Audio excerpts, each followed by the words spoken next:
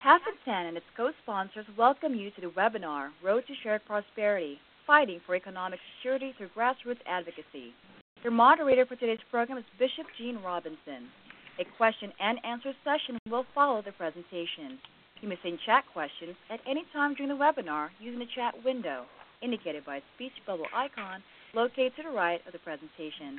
I'll now turn the call over to our moderator, Bishop Robinson. Please begin. Good afternoon, everyone. My name is Bishop Gene Robinson, and I am a senior fellow here at the Center for American Progress. On behalf of the Half and 10 campaign and our co-sponsors, I would like to welcome you to today's webinar, Road to Shared Prosperity, Fighting for Economic Security Through Grassroots Advocacy. Thank you all so much for joining us.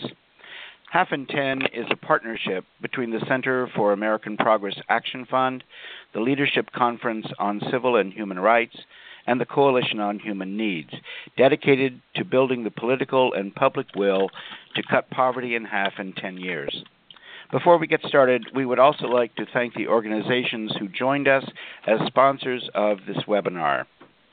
And while you look at the list of our co-sponsors, let me remind all the participants that you may send chat questions at any time during the presentation using the chat window indicated by a speech bubble icon located to the right of the presentation.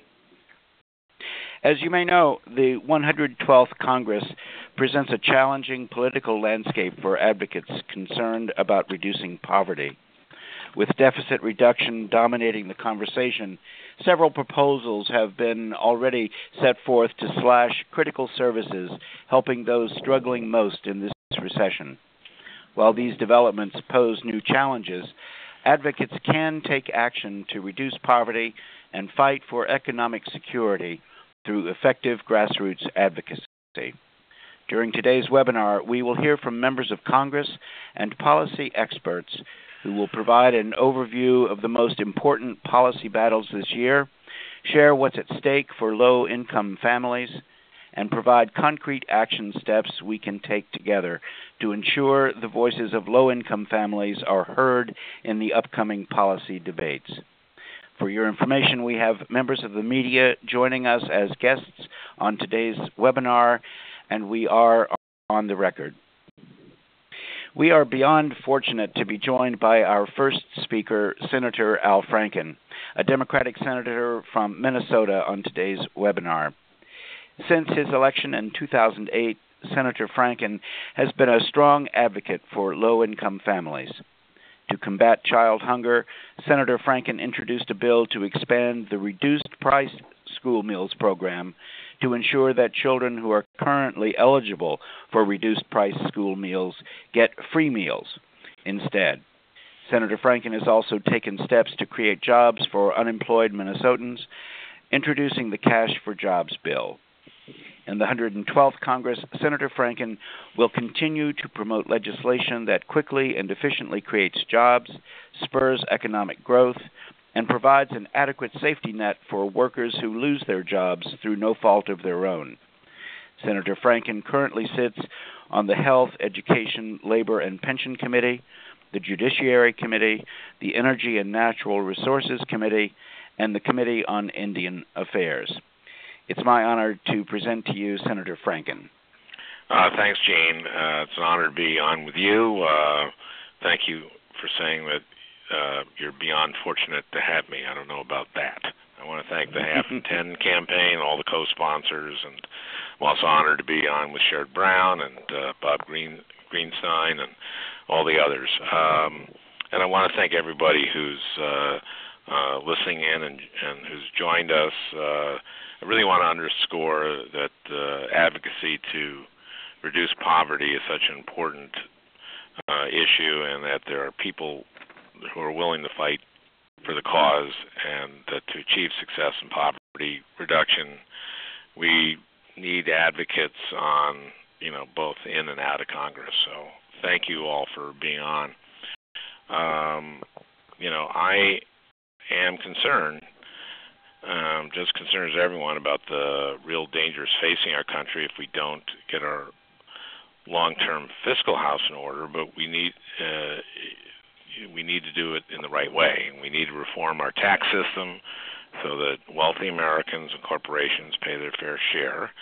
And we need to cut wasteful and duplicative government programs.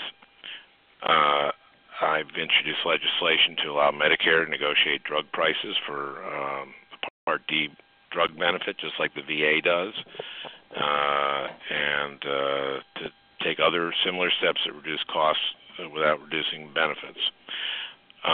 But we cannot balance our budget on the backs of our most vulnerable citizens, and I think that's why we're all on the line today. It's just simply not the American way. First of all, we should be improving nutrition and food programs. We shouldn't be cutting them. In this difficult economy, kids are increasingly being turned away from the lunch counter because they can no longer afford school meals. I'm talking about kids who qualified for reduced price meals, but sometimes toward the end of the month, their parents aren't able to pay and they're turned away at lunch. Or they're given a cheese sandwich, and sometimes kids won't eat the cheese sandwich because they're embarrassed. And this is just unacceptable. We should, I think, all be able to agree that no child in America should go hungry at school. It's just counterproductive. It does permanent damage. Research shows the lasting impact of hunger on the physical and academic development of children. If we care about our kids in school and their progress in school, we just got to make sure they're eating breakfast and they're eating lunch. So to make sure that our kids don't go hungry, in the last Congress I introduced the Expand School Meals Act, and that would provide free meals to all kids who are currently eligible for reduced price meals, in addition to the ones obviously who are eligible for free meals. In Minnesota, one of the most important issues this time of year, along with hunger, is the cost of heating. I'm sure that's the case in Ohio, too, for Sherrod and all the people in Ohio. High energy bills in the winter are just a huge concern for families that are trying to make ends meet, and for seniors. This can mean a choice often between buying medicine or paying your heating bill or paying for food, and that's why the federal LIHEAP program is so important. It helps low-income families pay for their heating bills through the winter. And because of uncertainty in LIHEAP funding for 2011, the U.S. Department of Health and Human Services gave out the first round of LIHEAP funding based on low funding projections. For Minnesota, this was a 40% cut.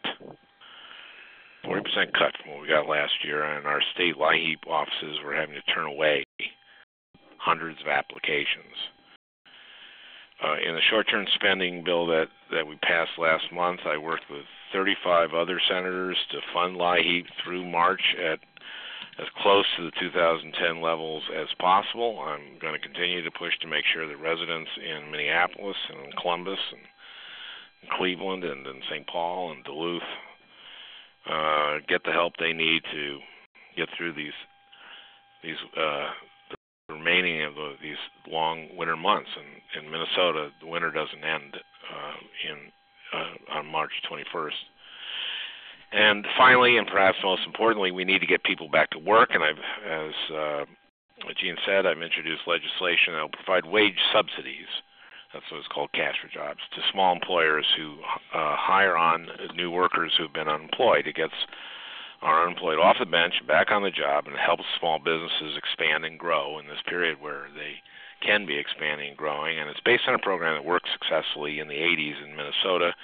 It created thousands of jobs in Minnesota. Many of those jobs, a high percentage of them became permanent jobs. And it helped the state's economic recovery back in that recession. So just finally, I'd just like to say, instead of taking a cleaver to our nation's budget, a meat cleaver, we should be thinking critically about initiatives that will help our economic recovery while protecting our most vulnerable citizens. And I thank everyone for joining us. I do have to go now, but I turn it back either to Gene or to Sherrod. Which am I doing? Thank you, Senator. This is Bishop Robinson. Thanks so much. Thank you, Thanks Bishop. so much. Thank you.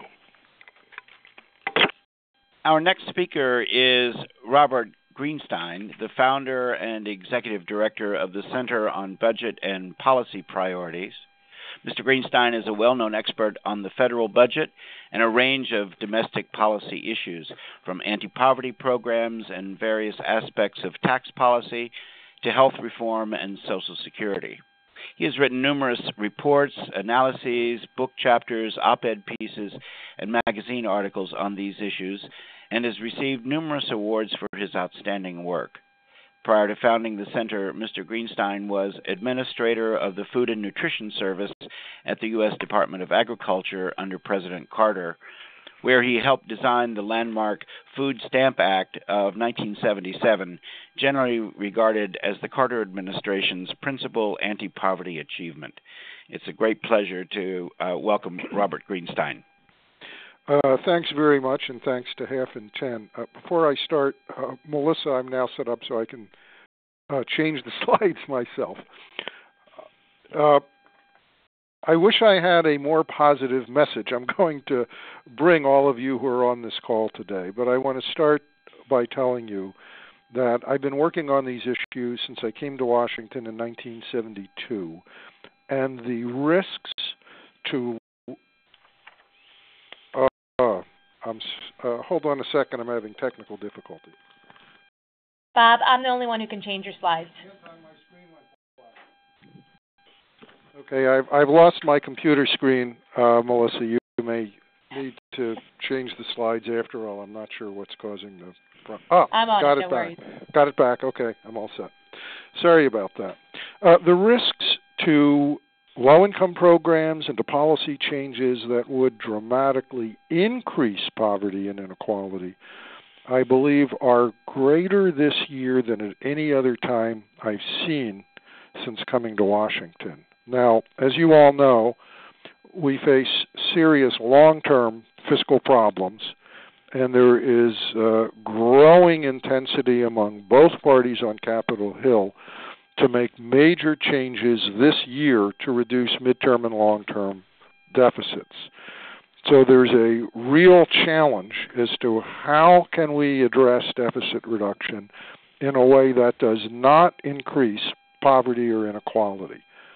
First slide, please. My computer doesn't seem to be, there we go. As by background, as you all know, inequality has been greatly accelerating in recent decades, and this would make it even more of a travesty to make changes in the name of deficit reduction that increase poverty and widen inequality even more. Now, the action that will come in the months and weeks ahead, this debate has already started in full bore on Capitol Hill. The key actions will largely come around four types of pieces of legislation. The appropriations bills for fiscal year 11, which the House will begin to work on next week or the week after, and then for fiscal year 2012, legislation that has to pass in the next several months to raise the federal debt limit. Third, a possible major deficit reduction package that could in some way be tied to the debt limit legislation. And fourth, expected efforts to write into the U.S. Constitution a requirement for a balanced budget each year and a possible limit on how much the federal government is allowed to spend each year. I'm going to take these one at a time. So, starting with the appropriations, as I'm sure many of you know, House Republicans will begin work next week to try to cut total appropriations for non-security, non-entitlement programs by about 18%, and then to freeze them at that level in fiscal year 2012 that starts October 1st, at which point you'd have a real reduction of over 20%. They have put out no specifics yet on which programs will be cut by how much. We may see those the latter part of next week. But given that various sorts of things, protecting the borders, the FBI, are probably not going to be cut much or at all, I am expecting that when we see their specific proposals, we will see that lots of low-income programs would, under their proposals, likely be cut immediately, effective in March, by more than 20% right away. It is unclear what's going to happen on that legislation when it gets to the Senate. The Senate in December, under the old Senate, before Republicans picked up several seats, could not get 60 votes for a package that would cut discretionary programs about $20 billion in fiscal 11. So the cut will be significant, presumably nowhere near as large as the House Republicans want. But this is going to be a big battle, and it'll be joined again in the summer when we do the appropriations bills for the subsequent fiscal year, 2012, in which case they will be back again trying for deep cuts that would invariably affect lots of low-income programs. Now, that sounds bad enough, but that's small compared to what's next, the debt limit. Conservatives see their greatest leverage in decades in the debt limit bill. It has to pass, and they have said they will provide the votes to raise the debt limit only in return for huge reductions in domestic spending. There's now a lot going on that front. In the Senate, large numbers of senators of both parties are in these meetings of various groups, probably as many as 30 senators from what I've heard. These groups who say their goal is to take the recommendations of the Bowles-Simpson Fiscal Commission and write them into law, perhaps as a condition of raising the debt limit. Now, the Bowles-Simpson plan did, to its credit, put defense and taxes on the table, but its proposals have a lot of other problems. Bowles and Simpson did say that one of the principles they were operating by was to protect low-income and disadvantaged people, but when you look at their actual proposals, they violate their own principle. For example, their plan would eventually, it would take a number of years to get there, but it would eventually cut discretionary, non-entitlement programs by 22%. Veterans aren't going to go down 22%. Homeland Security isn't going to go down 22%, meaning that other discretionary programs would have to go down more than that.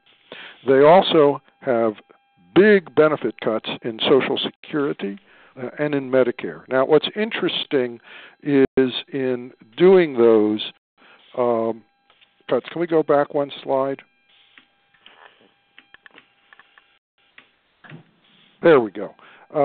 In doing those cuts, they said they were, going to try to protect low-income seniors and people with disabilities. But the fact of the matter is Social Security benefits are so modest that a very large share of the people on those programs really are pretty low income. In particular, Bowles and Simpson said, can I get the next slide? It's just my computer just is not moving the slides. There we go. Thank you.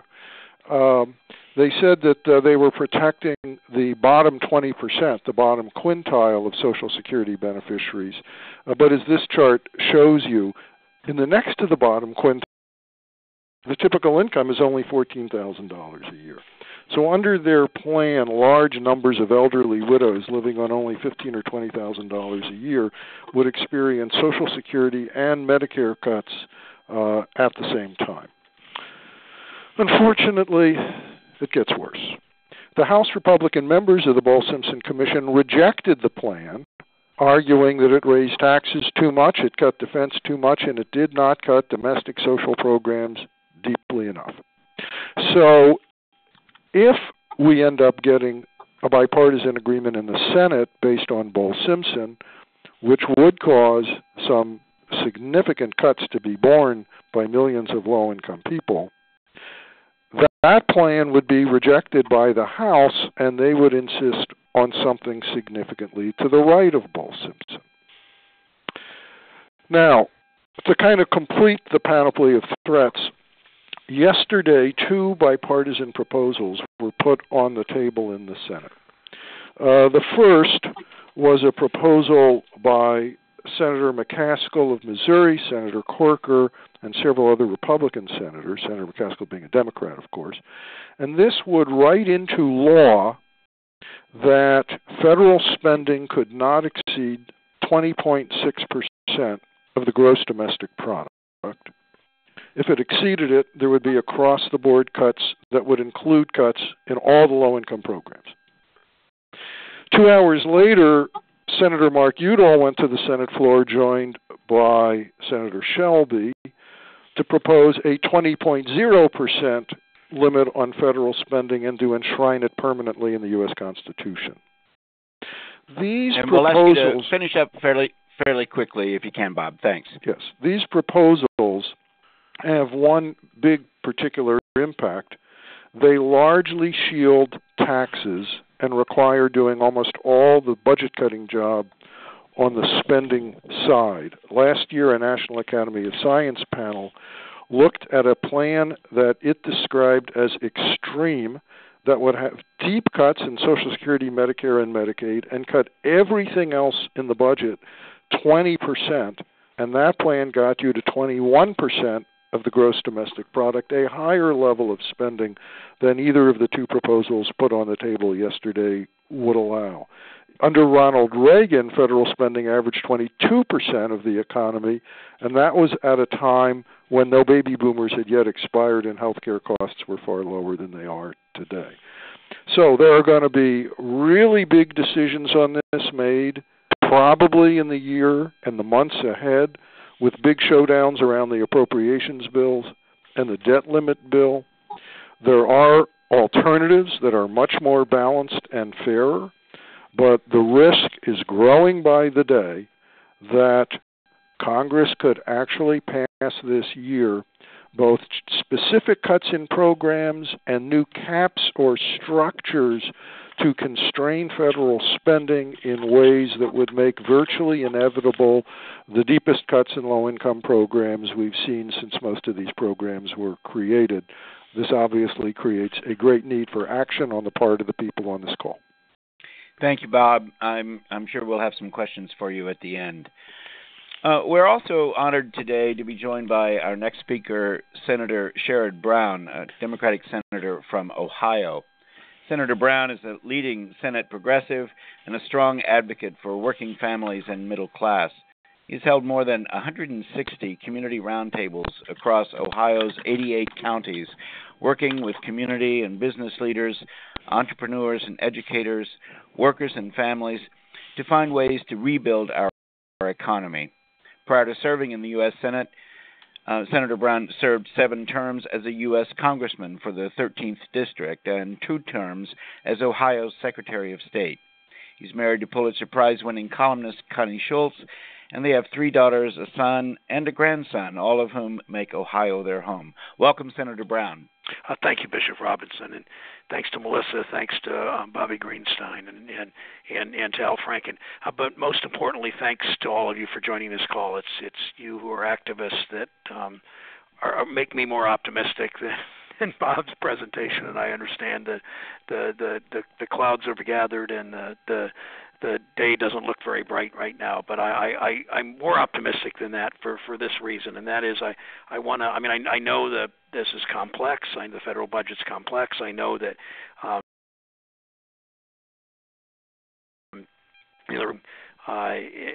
sort of showdown, if you will, to extract more budget cuts. I know what they want to do.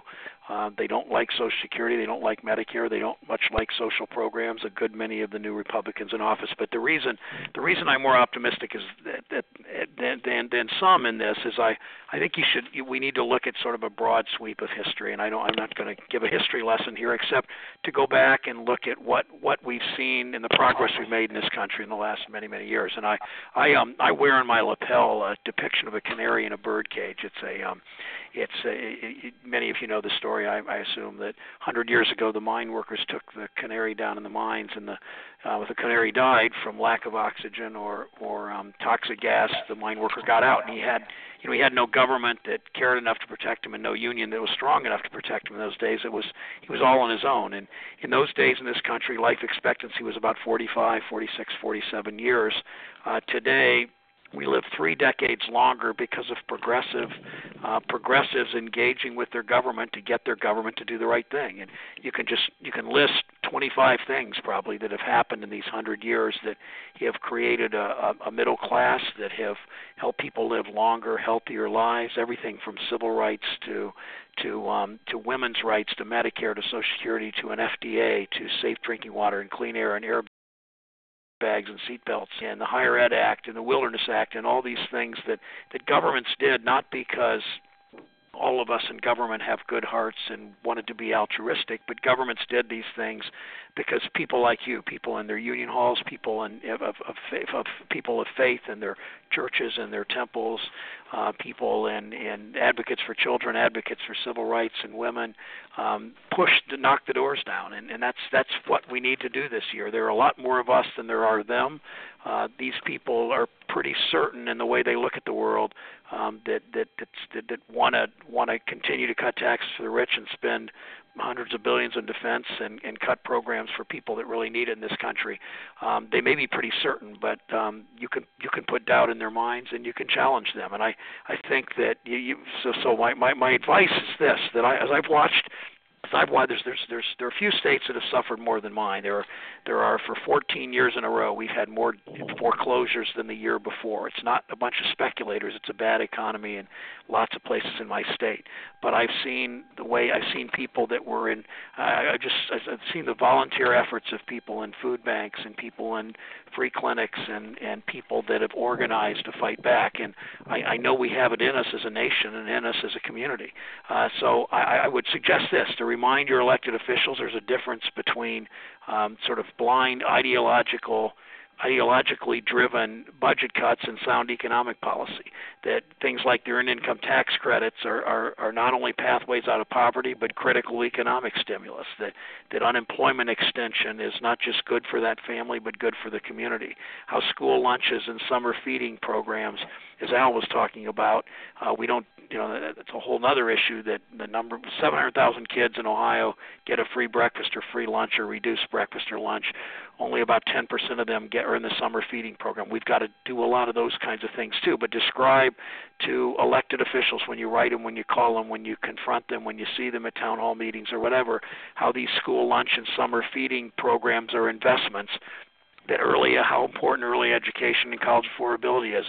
And in my state, the new governor looks like he may succeed in eliminating all-day kindergarten. We've got to fight back and say, eliminate all-day kindergarten, you build more jails. I mean, you can make that sort of contrast, that juxtaposition.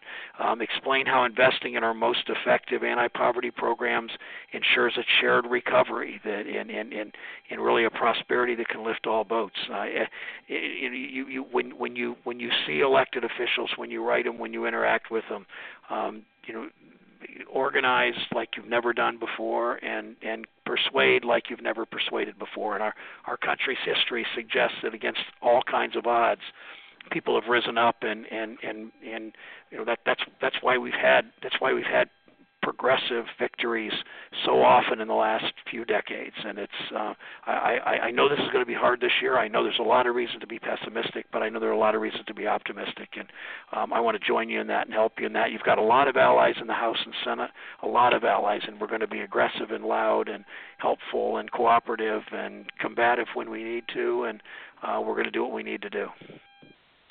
Thank you, Senator Brown, and thank you for your advocacy. We really appreciate it.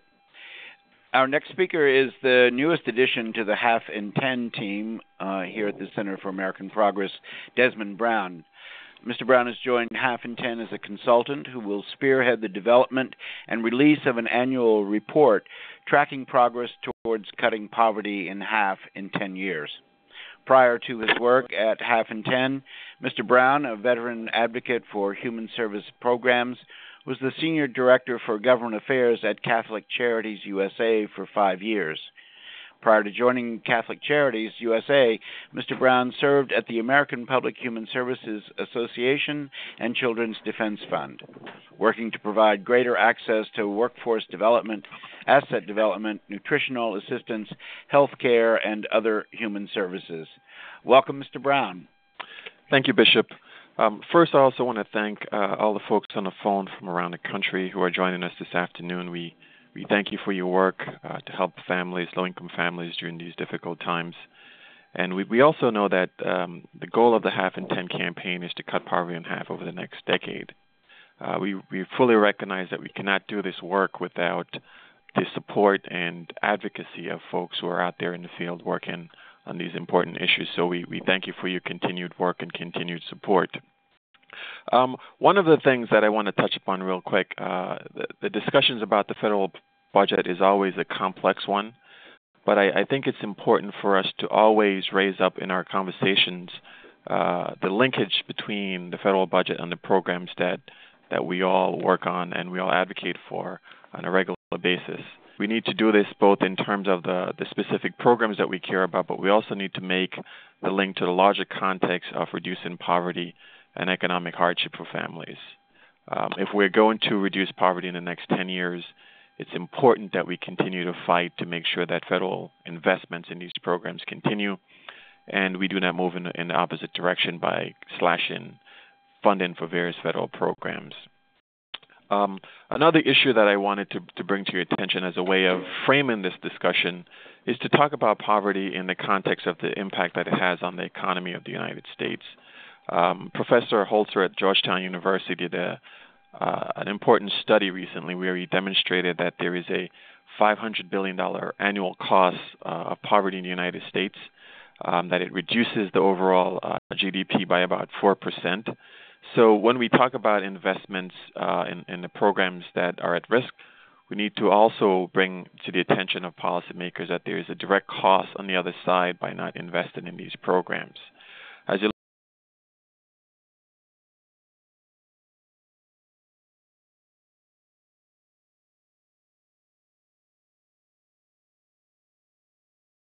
look at the numbers on your moving in the wrong direction in terms of country.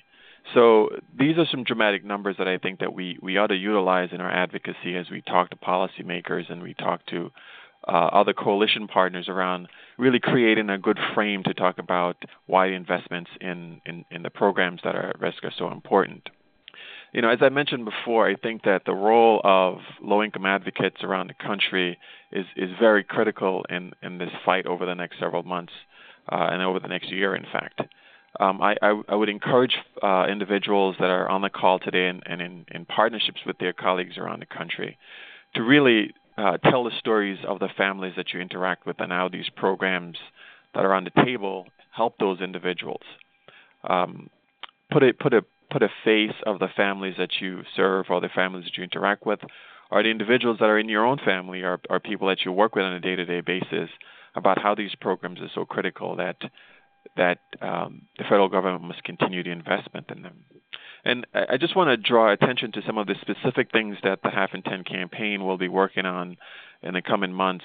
Some of the programs that we're going to be paying some specific attention to include the child care program, the Earned Income Tax Credit, Section 8, Head Start, and the Child Tax Credit, just to name a few of the programs that are at risk as we go through this process of trying to figure out where to get these cuts from in the budget over the next year. I don't think that I just want to reiterate the point that it's so critical that we not only talk about the specific programs that we work on a day-to-day basis, but we link those programs to the larger context of economic security for families, and we link those programs to the potential impact that they will have on our communities if the federal government does not invest in these programs in the short term. Because I think that that's a strong message that we could drive to policymakers to make sure that they understand, the impact that will happen to communities if these programs do not continue at the sufficient level. One critical thing that I know the senators on the line will agree with is that it's important when talking to policymakers for you to try and utilize local information as much as possible and be effective. It's an effective way to demonstrate how these different programs are helping people in the communities, how they are potentially keeping the local economy going in many cases. And so when we talk about things like childcare, there's a direct impact to low-income moms going back to work.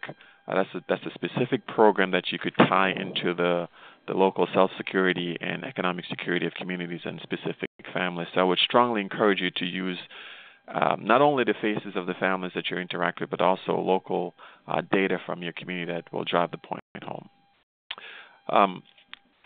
Finally, I think that this budget process is something that's going to be a very aggressive battle over the next several months. But we have to think of it in the longer term of how do we utilize this time and this fight to really build relationships with our policymakers and their staff as we go forward in our longer term goals of reducing poverty. I kind of see this next several months as a phase in a long-term battle that we are all working on to reduce poverty in the United States. And so, we encourage you to use the budget debate to become a resource to policymakers. Have them look to you as the place that they want to go when they need information about specific things that are happening in communities around the country. We also encourage you to stay in touch with the Half in 10 campaign. We are developing new resources. We're developing campaign materials. Our website is constantly being updated, and so we look to work with you over the next several months, not only in terms of the budget fight, that is a critical first step, but in terms of the longer-term policy strategies that we're going to put forth in front of policymakers over the next several years as we move forward in terms of our efforts to reduce poverty in this country. So I think that those are some simple ways that we can use to frame the discussion in the budget fight to try and make it resonate with our policymakers and understand why it's so important that when you talk about budget cuts, that is not a complex issue that people don't understand on the local level. We have to make it real and make it so that policymakers see the faces and the impacts that these programs have on families in our communities around the country. With that, I'm going to turn things back over to Melissa, who's going to talk more specifically about some of the tools and ways that the Half in 10 campaign will help you to get that message out to your policymakers. Melissa? Thank you, Desmond. I especially appreciate your emphasis on the importance of telling stories. There's nothing like putting a face on these issues to make them really alive, not only to policymakers, but to the public. Our final speaker is Melissa Botek, Half in 10 manager at the Center for American Progress Action Fund. As Half in 10 manager, Ms. Botek coordinates Half in 10, the campaign to cut poverty in half in 10 years. Prior to joining Half in 10, Ms. Botek worked as a senior policy associate and the poverty campaign coordinator at the Jewish Council for Public Affairs, where she represented the JCPA to Congress, the administration, and in coalition on issues related to poverty, the federal budget, hunger, housing, and health care. As poverty campaign coordinator, Ms. Botek designed, spearheaded, and implemented JCPA's National Anti-Poverty Campaign, which has been launched in more than 50 U.S. cities, and co-chaired the national effort Fighting Poverty with Faith, a project endorsed by over 20 national faith-based organizations and nearly 100 communities across the country to elevate the issue of poverty in the 2008 elections. Welcome, Melissa. Thank you so much. I just want to start off by thanking all of our previous speakers, our co-sponsors, and our participants. I think just to sum up, we know we face enormous threats this year, but our job is to lift up the voices of low and moderate income families and make it clear that the proposed cuts are about people, jobs, and communities. And as Senator Brown so eloquently highlighted, our voices do matter here, and the outcome is not predetermined. With effective grassroots advocacy, we can make a difference. So the purpose of this presentation is what next? In short, we want you. We want to work with you. We want to work with you to build the political and public will to prevent these drastic cuts and structural changes that Bob discussed that would exacerbate poverty and inequality. And we want to work with you to build the support for an alternative vision of shared prosperity and economic security for all. So the next few slides will describe specific opportunities to collaborate, to take action, ensuring that deficit reduction is done in a fair and responsible manner and not on the backs of the most vulnerable. So step one is to call or write your members of Congress as soon as possible and urge them to stand up for low-income families in the budget debate. If you go to our website, which is listed on the slide, www.halfand10.org, you can find an action alert right on the home page, which will provide a sample letter to your senators asking them to consider low-income families and the programs they rely on in the upcoming policy debates.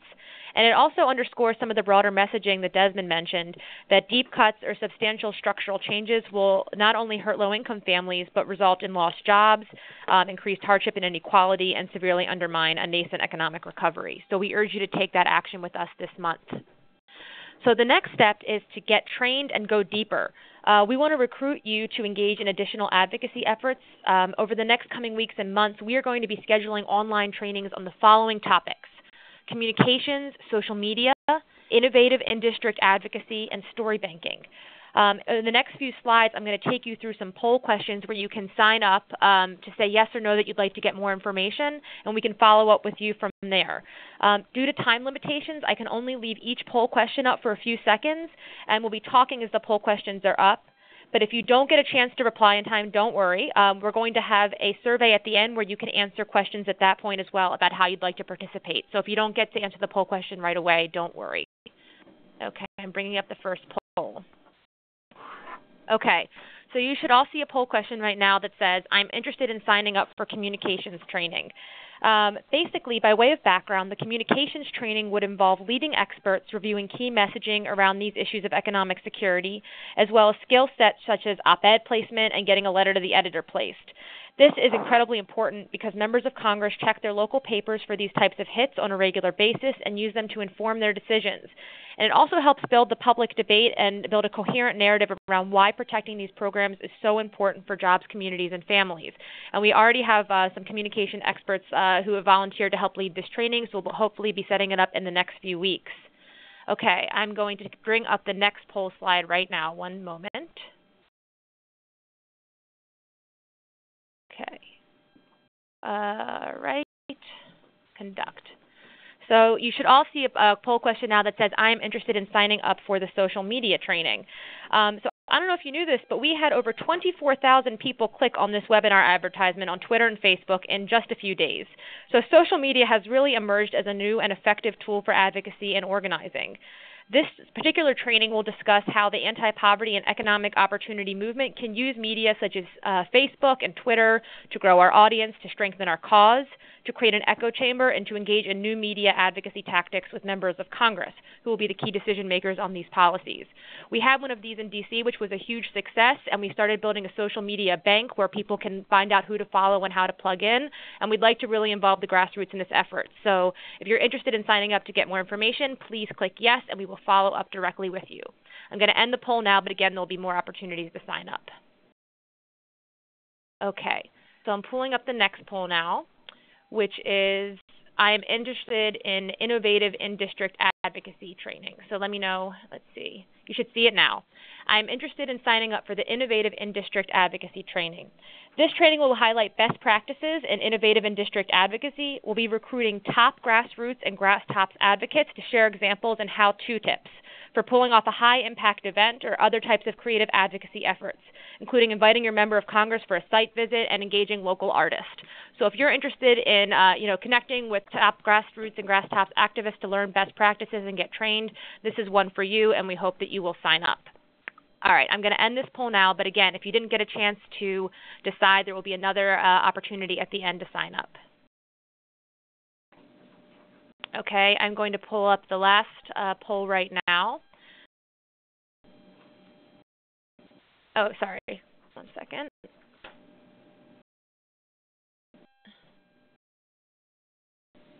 Okay. There we go. This one is, I'm interested in signing up for the story banking training. This last training is going to fit in nicely with the next opportunity I'm about to discuss. Half and 10 and the Coalition on Human Needs will be collecting stories highlighting the ways that federal programs are successfully working to build economic security and meet the needs of vulnerable populations. The training will feature experts in story banking, including everything from practical tips and logistics to make sure the story can be used, to what makes an effective story, and ideas and best practices to effectively deploy the tactic.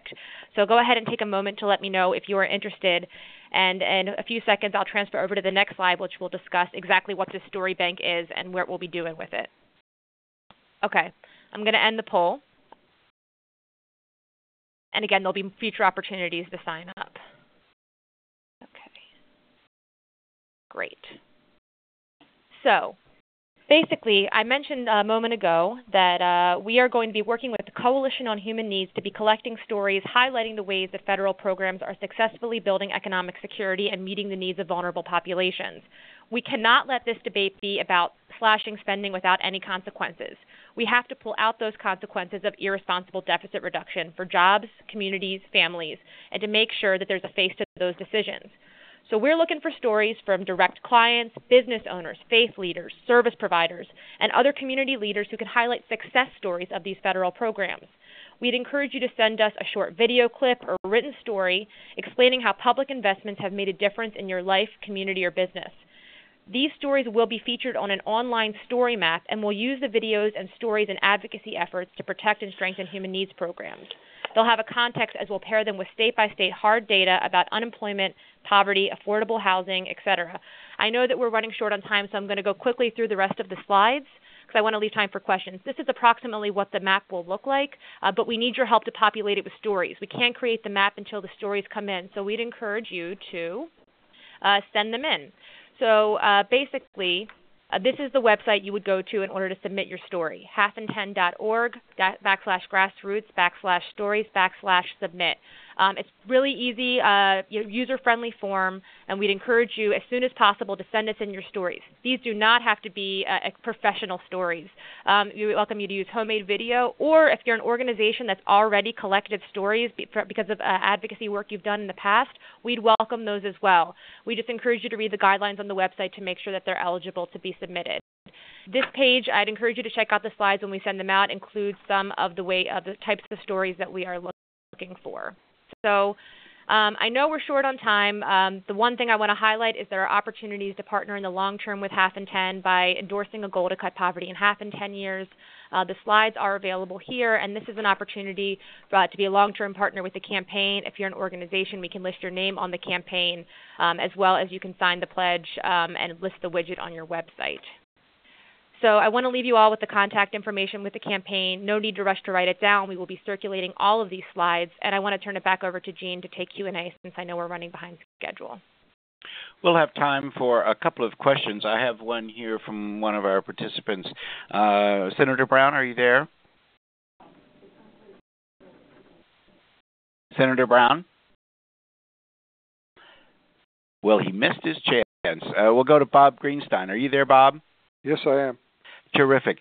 There's a question here about how do we balance the long-term need for reduction of the debt and deficit with the short-term responsiveness needed to those who have not yet emerged out of this recession that we've been in, and how do we sell that short-term responsiveness when everyone is calling for long-term debt and deficit reduction?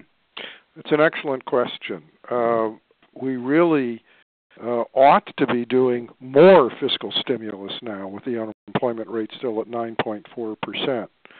The unemployment rate is high because there isn't enough demand in the economy for the goods and services that businesses produce. So the businesses aren't going to hire people till they can sell more of their products. This is a classic case where you should do more fiscal stimulus. So, for example, the proposal from House Republicans to cut $100 billion immediately out of domestic discretionary programs would not only cause harm to those programs, it would cause a huge loss of jobs by taking even more demand out of the economy. The optimal policy would be one in which we provide more fiscal relief right now, probably starting more fiscal stimulus now, starting with more fiscal relief for beleaguered state and local governments, and you would couple it with legislation to reduce long-term deficits that you would enact now, but that wouldn't take effect for several years. You wouldn't want the deficit reduction provisions to take effect until the economy is much more fully recovered. Sadly, that is not what Congress is discussing. Clearly, there is a push to do some cuts right away in domestic discretionary programs in particular, and then much deeper cuts to deal with a long-term deficit. But as I noted, most of the proposals on the table now are to do the longer-term deficit reduction in a way that is quite unbalanced, that does not take enough from revenues and takes far too much from key programs. How to explain to the public that large deficits in a deep economic downturn are a positive, whereas deficits over the long run after the economy is recovered can ultimately be unsustainable, is something that has eluded the president and everybody else for the last couple of years. I just think, though, we have to keep trying, and we definitely have to point out when proposals that would cause big losses of jobs right now are put on the table. We have to make clear that those proposals would indeed cause big losses of jobs now. And Bob, just to follow up to that, one quick point. We think that within about a week or 10 days, the specifics of that $100 billion in cuts the House Republicans are talking about, that they will provide the specifics, which programs will be cut by how much. Once they do, we and others will take a number of cuts in a number of programs, try to analyze their effects where possible on a state-by-state basis, and get it to organizations like Half and 10 to distribute to your networks. We're in a little bit of difficulty now in that everybody is talking about cutting spending as though there was a category of the budget called spending with a capital S or wasteful spending with a capital W and a capital S, but there are no specifics on which programs would be cut how much. Within a week or 10 days, the specifics will start to become available, and that will enable many of the people on this call to do a lot more work on this. And presumably it won't look so attractive to people. Correct. And we'd encourage you all at that point to continue to send us in those personal stories so we can pair them with that hard data and put that human face on those cuts. Great. In order to keep our commitment to you to be finished by 4 o'clock, let me just say a couple of wrap-up things. Let me remind everyone to complete the survey at the end of this webinar, which will help us improve future webinars and give everyone another opportunity to let us know how they'd like to be involved in the future. I really want to thank all of you who have joined us today. These are important issues facing the nation as we emerge from this serious economic downturn. Every world religion, that's my business, as well as every responsible citizen, I think, believes that our society and our nation will be judged on how well we care for the most vulnerable of our fellow citizens. And as we move forward to balance the budget and reduce the national debt, citizens like us must not allow progress on those two tasks to be done at the expense of and on the backs of the most vulnerable. There is a moral high road here, and we need to claim it. The middle class and affluent Americans are likely to assume that because they are finally doing better in this economy, everyone else must be doing better too. And that's just simply not the case. And you and I, all of us on this call, must see that the poor and vulnerable are not forgotten, not now and not ever. So please join me and the Half and 10 campaign and all of our co-sponsors in this important effort. And thank you for your time. We know your time is valuable, and we so appreciate your being with us today. Good afternoon, everyone. Ladies and gentlemen, this concludes today's Half and 10 webinar. Thank you all for attending.